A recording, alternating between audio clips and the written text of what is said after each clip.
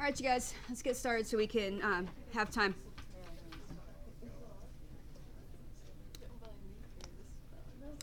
So we need to keep working on our adding, subtracting. All right, we're going to try to make it a little bit harder today, and then tomorrow will probably be the more difficult of everything we do, but we're going to get started on it at least to add in some extra stuff. So ones that we were working on yesterday had mostly what we call like monomial bases or monomial factors.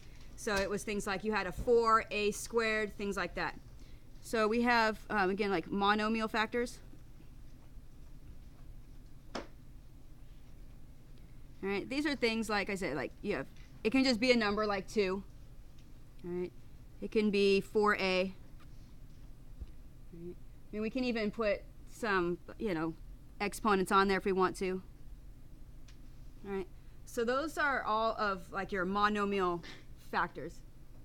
Make that a little bit. So what we're going to do today is we're going to keep monomial factors, but we're going to add in binomial factors. And these are things that are like handcuffed together when we look at them, where they are separated by adding and subtracting. So something like x minus 1. Even if it doesn't have the parentheses around it, it's considered to be stuck together like you have parentheses. Right. We could do like a 2x plus 3.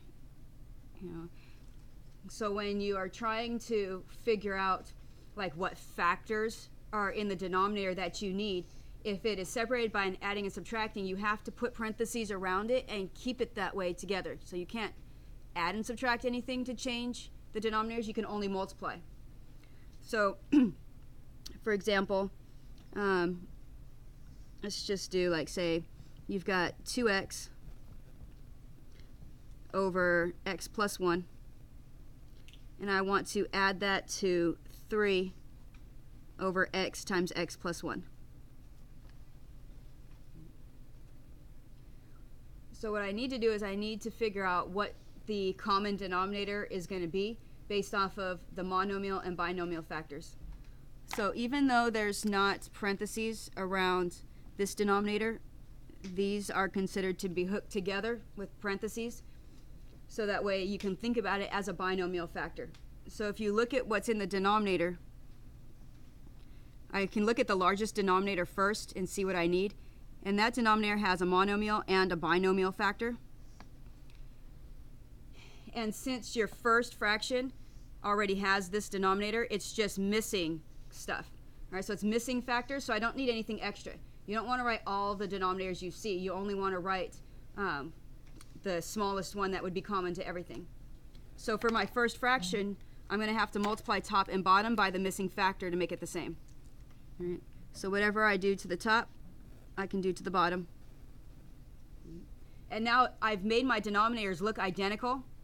And now I can multiply and combine like terms in the numerator. So the first term here is going to be a 2x squared, and then plus 3. And so we're still going to write those in descending order.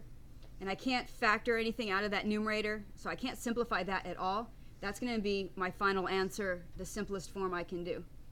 The only thing that we still have to deal with is that the restrictions. So x is not allowed to be 0, and it's also not allowed to be -1. And so again, like even though we're not canceling anything, we're still going to talk about these restrictions, so that way when we solve equations, we're just already on top of it. And this would be what your final answer should look like. All right. And so like on your homework and on your worksheets, you should be adding in that value or values that would make the denominator 0, things that you're not allowed to have. And so this is what we're going to be working on for the most part today. We've got some that you're going to look at. I mean, it's just going to, I'll just put them up there and we'll see. Just put them up there. I don't know why I used 2x again. Let's do, that's right. X plus 2. All right, so I'm going to make a fraction. And I'm going to keep this factored. So like, notice on this one, my final answer over on the first example, I'm going to leave that as the factors in the denominator. Don't multiply that through. You're wasting your time. I don't want you to multiply it. It's easier if you don't. All right? So on this one, we like to keep it all factored this way. And then I'm going to subtract off say, a 7 over x plus 2.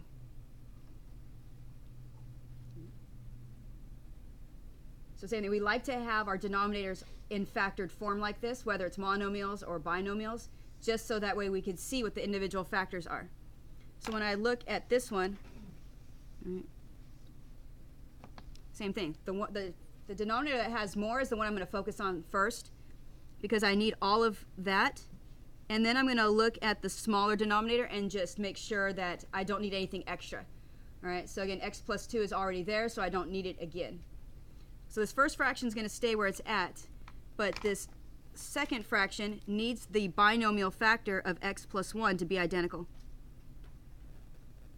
And so again, keeping it in parentheses, you need to distribute anything that's already in the numerator to both of those terms, so that way we could start simplifying. Now the tricky part with this negative right here is attached to the 7. So when I distribute the 7, I have to distribute the negative also. So what I'm going to do is, over on my fraction I started to create, I'm going to write down what I've got. All right, I've got 2x from the first fraction. And then when I start distributing, I'm going to get a negative 7x and a negative 1 from the second fraction. And so I'm going to write it all up there in the numerator, and then I can combine my like terms and write in descending order when I'm done. So I can combine these two like terms, and that's a minus 5x minus 1. And I'm going to leave that over this denominator. Yes? It should be negative 7. Oh, you're right. It should be negative 7. Thank you. Because I did it in my head and I didn't write it. Thank you. That's so nice that it didn't like really change a whole lot. You're right. I totally forgot. I even did like, I think I said negative 7. I didn't even write it. I wrote negative 1. Thank you so much for finding that. I'm glad it didn't really change our answer though much. All I had to do, like, it didn't change what I was combining, so that was nice. So I really appreciate you guys finding that. If you want to factor out the negative from the numerator here, you can, but it's not necessary. Like, I don't want you doing anything extra that's not needed. So unless I can cancel a factor from the denominator, don't do any extra. Right? The only thing I want you to add, what two values make this denominator 0? Yeah, negative 1, negative 2. That's it. So what's going to happen is, as we are checking these values that the denominator is not allowed to be, when we start solving equations, that'll allow us to know which answers are not possible as final answers also. So we're starting that process early. So I'm just going to do a couple that might be, I don't know, I don't think they're tricky, but they take a little bit of extra work. And so I told you that tomorrow we're going to do more factor first, but we're going to do more of the more complicated factoring ones. Today we're just going to do a little bit of basic factoring. So say we have the letter B, and then I write 3b minus 9. And I want to subtract off, let's do another subtraction. Let's do 2 over b minus 3.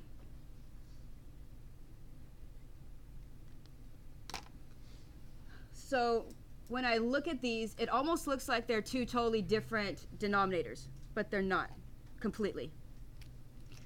So this b minus 3, that is fine to leave in parentheses by itself. But this one right here, I have to factor, because in the two terms that are in that denominator, they have a common factor that I need to see. And so yeah, if you take out the 3, then you have b minus 3. And so this one right here, if I do the factoring first, actually makes the denominator look a lot like the first example where I had a monomial and a binomial. Right? So this denominator has actually got more factors in it, and that's what I'm going to need. I need the factor of 3 and b minus 3. And I'd like for you to keep it like that, just so that way, in case you are able to factor the numerator at some point and cancel any common factors, that it's already in factored form, which means that on the right-hand fraction, I'm just missing a factor of 3. And so I have to multiply top and bottom. And when I do that, I'm going to get a b minus 6. Can't simplify the numerator at all. right? I mean, just doing that one multiplication and rewrite is enough. So now, the fact that there's a 3 in the denominator, that's never going to be a 0. So I only have to worry about when b is equal to positive 3, because that's the only time that this binomial will be 0. So you are going to have a few problems where you're going to need to do that type of factoring, where you're going to have to look at the binomials and see if they have something in common that you can factor out, and then go from there. And then there's only one other type that I want to make sure that we look at today. Bless you. And that would be ones like this. So, 4x squared, and let's do x squared minus 25 plus 2 over x plus 5.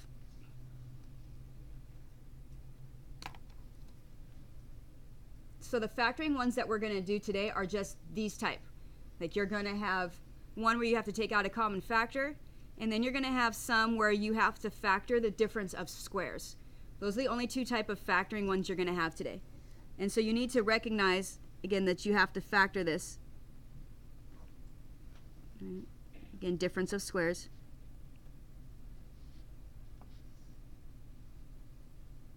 Right. Nancy Pye did one of those on one of your other examples when we were simplifying, to try to remind you again. Right. But this denominator is an x plus 5 and an x minus 5. I always have the habit of taking my binomials and putting parentheses around them because my eyes like to see the parentheses around everything. You don't have to, but it's good to see it. And so I need both the x plus 5 and x minus 5. So I know that that is the same thing as writing the binomial square, but I like to, or sorry, the difference of squares, but I just like to see the 2 factors. And that means that this fraction is missing the x minus 5 factor.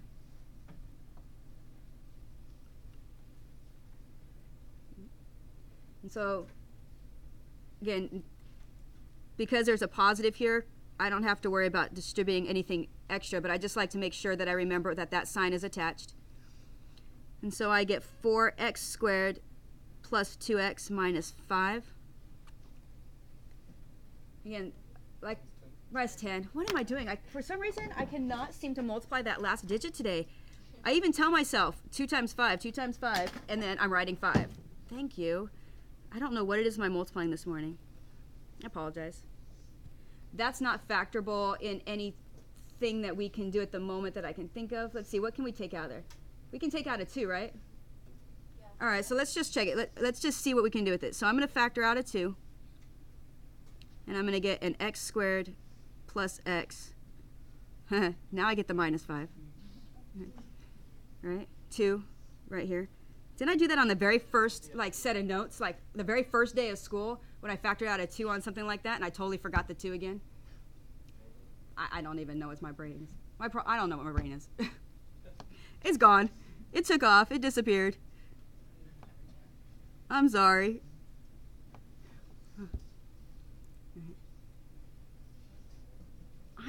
Can you factor this? Can you factor... Is there anything that you can multiply to get negative 10 that's adds up to be a positive 1?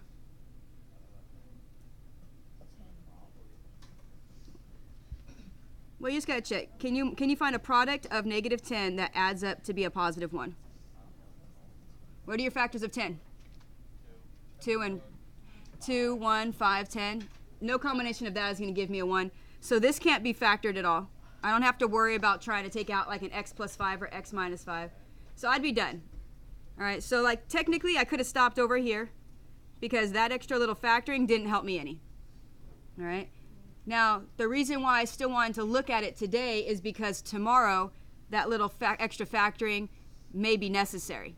So we're just looking at it. So if you wanted to, you could have just boxed this part right here. But what do I have to add? Yeah, I can't have plus or minus 5. So you could circle whichever ones you want. All right, I'm probably just going to use this one. And that's going to be your job today.